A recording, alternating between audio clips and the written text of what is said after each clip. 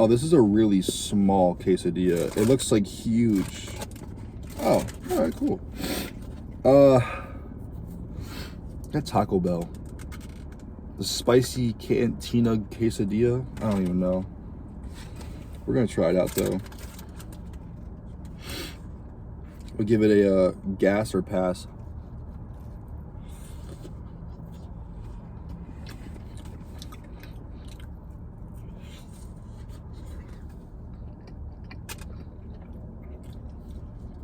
No, that's gas. That's straight up gas. Pretty spicy too. But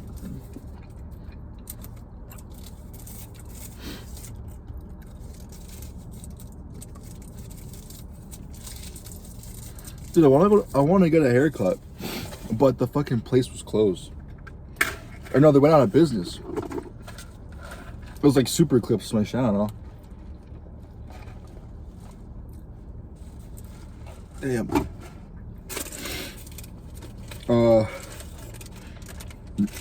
Yeah, they went out of business, which was fucking crazy. But that sucks for them. But oh god.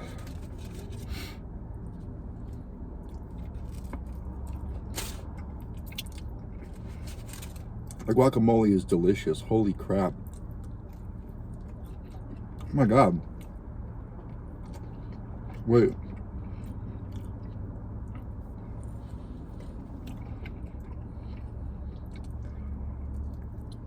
Wait. This is God tier.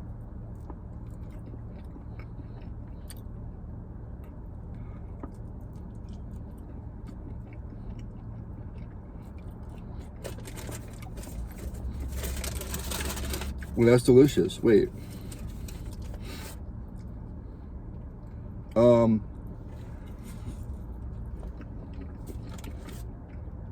What do you even want to talk about? I don't know. I gotta slow down. Fuck that. I'm too hungry for this shit. I don't even know what I want to talk about. I guess just make the video at least now. You know?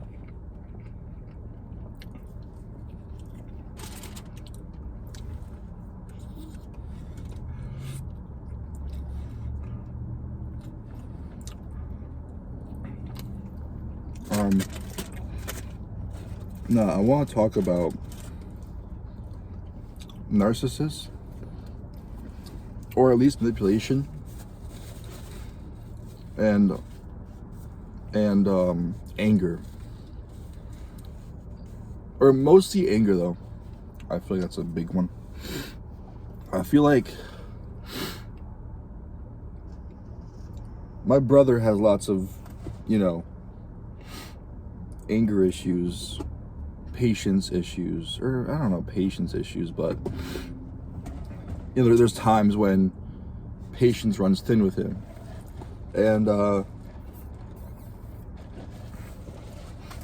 he's definitely got better at it. Definitely got better at it. But there's times when, like, you know, I look at him getting angry, and I just see him as a little boy again. You know, like.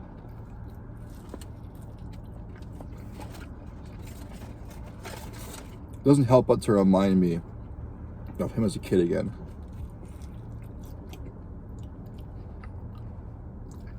And all I think about when I see it is like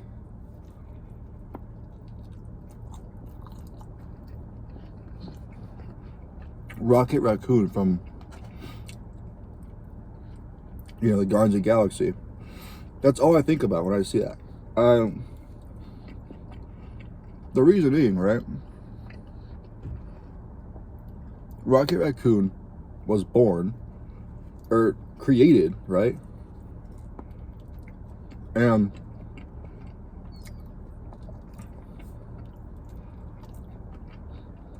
Rocket Raccoon was created like put together with these like different parts, and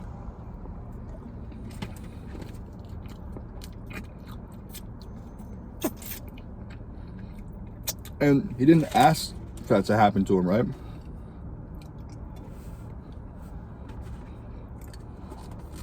I know I'm a big back, I get it.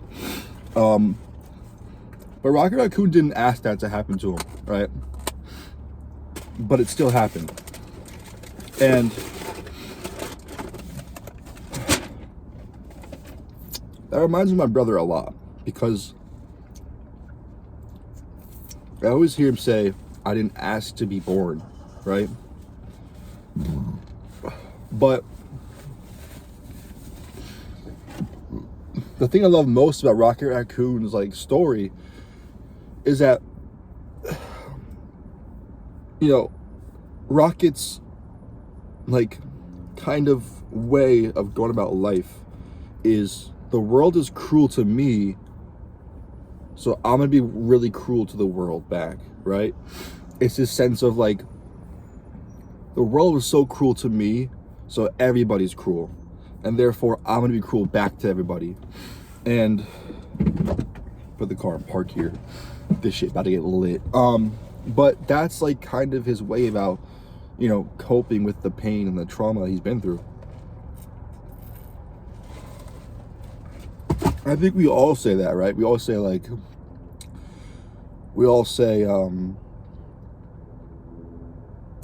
know, why was I born? Like, I didn't choose to be born.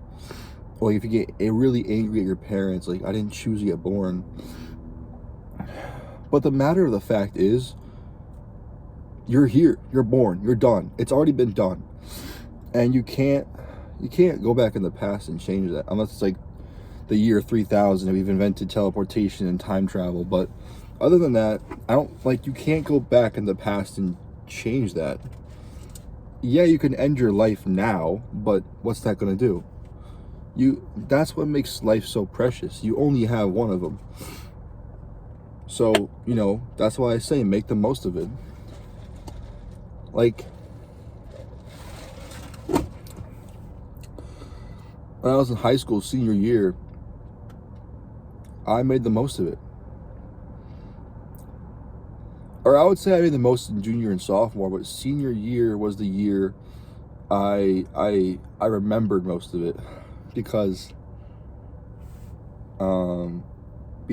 I had people, you know, I had a good group of friends, I had time, and yeah, I sacrificed my education for, you know, for living, but you know, what else are you gonna do about it? But that's what I love about life, is like, the meaning of life is to live. In my opinion, that's all it is, balance and to live. Because, you know,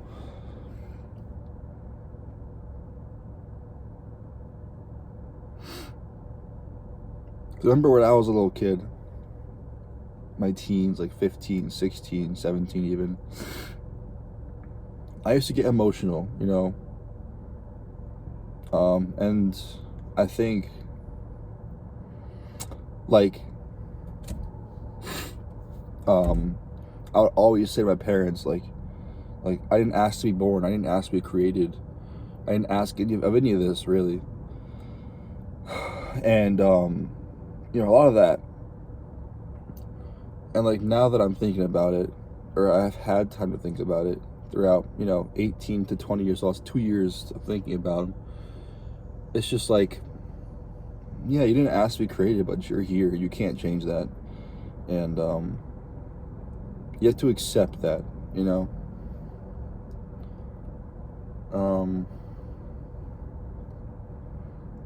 Yeah,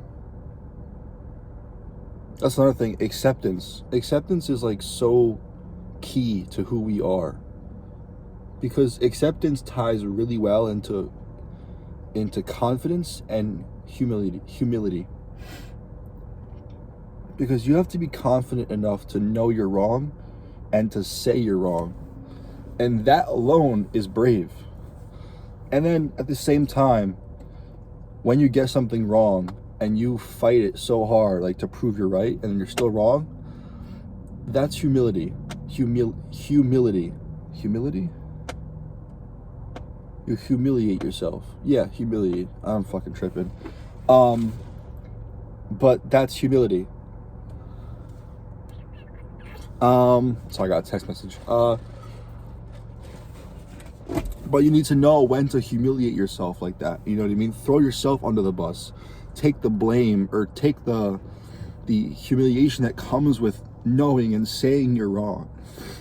You know what I mean?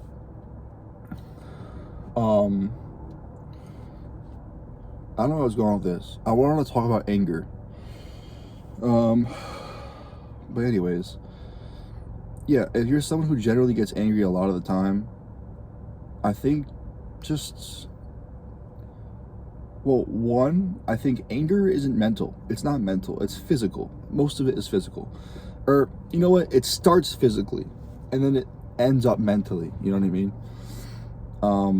And I think learning to have good ways to control and kind of dilate, like focus blast your anger on something else. You know what I mean? Instead of exploding in a room full of people, go somewhere else, explode onto like a vase or a glass thing or a TV, or hit something or something. Some car was like sneaking up on me, but I think, find some sort of way to put your anger onto something else. Obviously, not a person, but like an object, like a punching bag or a pillow, or just go outside and control your breathing, slow breaths. Meditate something, because that really helps. But yeah, I think we all have anger. I think it's impossible to not feel angry, jealousy, revenge, all these things. But yeah, that's the main idea. I couldn't get a haircut today. Really wanted one, but it's whatever. I'll see you guys tomorrow. Peace.